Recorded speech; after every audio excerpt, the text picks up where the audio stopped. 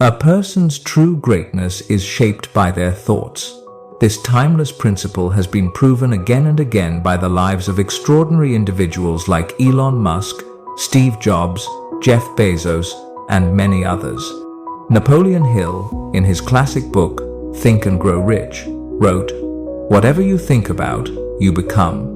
But if that's the case, why do so many people still fail to achieve success? Is it because they don't dream of a better future, or is it because they don't recognize their own potential? Today's story answers these questions and leaves us with a life-changing lesson. Don't forget to Long ago, in a crowded railway station, there lived a beggar. Each day he survived by asking travelers for spare change as they waited for their trains. One afternoon, while he was begging as usual, he noticed a wealthy-looking man stepping onto the platform. His elegant suit and confident walk immediately caught the beggar's eye. "This man must be very rich," thought the beggar. "If I ask him, surely he'll give me a good amount." With hope, he approached and stretched out his hand. But instead of handing him money, the businessman asked, "Do you always take from others? Have you ever given anything to anyone?" The beggar froze. Nobody had ever asked him such a thing before. Confused, he answered, "Sir, I am just a beggar. I live only by asking. I have nothing to give." The businessman gave a faint smile. "If you believe you have nothing to offer, then you also have no right to ask. I am a businessman. I believe in exchange. If you can give me something, I will gladly give you something back. But if you have nothing to give, I cannot give you anything either." With that, he boarded his train and left. The beggar stood still, stunned by the words. They echoed in his head. If you want to receive, you must first give. That night, he couldn't sleep. He kept asking himself, "What can I possibly give? I have nothing." Yet the businessman's advice would not leave his mind. 2 days passed, and he didn't beg at all. On the third day, while sitting at the station, his eyes caught sight of a patch of wildflowers blooming near the tracks. Their colors were so bright that an idea sparked in his mind. What if, instead of only asking, I give something back? What if I offer a flower each time someone gives me money? Excited, he picked a handful of flowers and went back to his spot.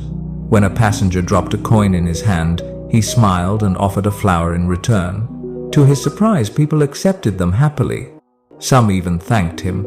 As days went by, something remarkable happened. His earnings increased. He noticed a pattern. When he had flowers to give, people donated more. When he ran out, the coins stopped coming. It's true, he thought. People love to receive something in exchange. One day, while handing out flowers, he saw the same businessman sitting by a train window.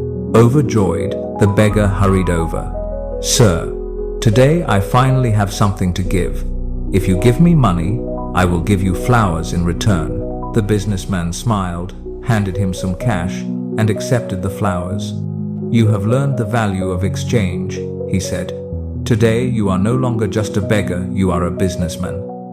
The train pulled away, but his words ignited a new fire in the beggar's heart. Months passed. At the same station, 2 well-dressed men met and shook hands. One of them suddenly paused. "Wait, do I know you? Haven't we met before?" The other man smiled. "Yes, we met here twice before. Once, when you refused to give me money, and again when you bought flowers from me." The first man looked shocked. "You were that beggar?" The former beggar laughed. "Yes, that was me. But today I am no longer a beggar. I run a thriving flower business, and I'm traveling to expand it even more." The businessman was amazed. "That's incredible. What changed?" The flower seller replied, "You taught me the greatest truth. We only receive when we give." That day, I realized I was never just a beggar. I was always a businessman. I only needed to see myself that way. They shook hands once more, this time as equals before parting ways toward their futures. Life is shaped by how we see ourselves. If you think small, you will remain small. But if you recognize your inner strength, you can achieve greatness. Change your thoughts, and you change your future. If this story inspired you, give it a thumbs up, share it with others, and don't forget to subscribe for more.